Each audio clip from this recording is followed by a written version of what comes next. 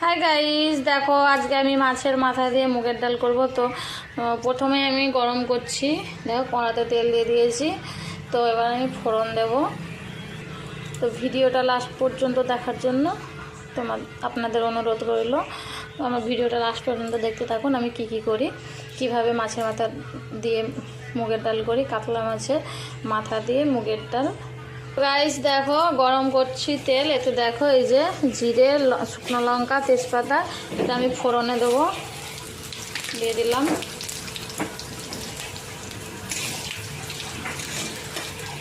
গরম হয়ে গেছে তেল খুব। শুকনো লঙ্কা, তেজপাতা, জিরে ফোড়নে দিয়েছি, এটা আমি ভাজা করছি, ভেজে নেব। ভেজে নিয়ে এতে আমি পেঁয়াজ কুচি দিয়ে দেবো।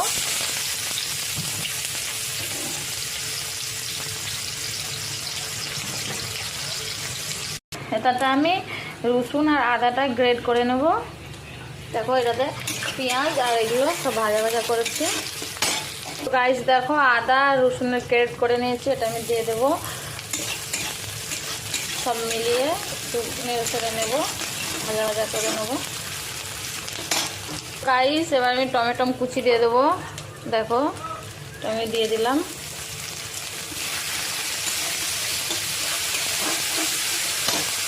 তো দেখো আমার সব কিছু ভাজাভুজি হয়ে গেছে। এবারে আমি ধনেপাতা দিয়ে দিলাম।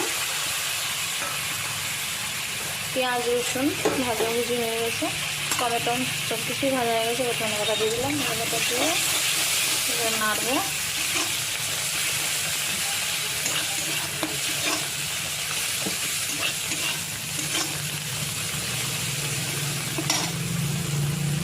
তো হলুদ গুঁড়ো দিয়েছি, হলুদ গুঁড়োটা তোমার দিকে দেখানো হয়নি। এটা হলুদ গুঁড়োটা তোমরা দিয়ে দেবে পরিমাণ মতো। আর ডালেতে নুন দিয়ে ডালটা সিদ্ধ করেছিলাম। তো তোমরা যদি যেমন নুন যদি তোমাদের পরিমাণ মতো দিয়ে দেবে যতটা লাগবে। তো এটা আমি করলাম। তো গাইস এতে আমি মাছের মাথাগুলো দিয়ে দেব। দেখো মাছের মাথাগুলো দিয়ে ভাজা করে নেব।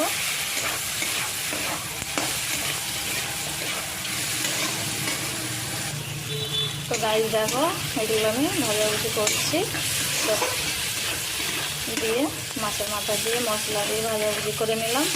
করে এটাতে আমি ডাল দিয়ে দেবো, সেদ্ধ ডালটা, মুগের ডালটা। দেখো সেদ্ধ ডালটা দিয়ে দিলাম। তাতে আমি তো ব্যাপক গন্ধ উঠেছে। বন্ধুরা তোমরা এরকম করে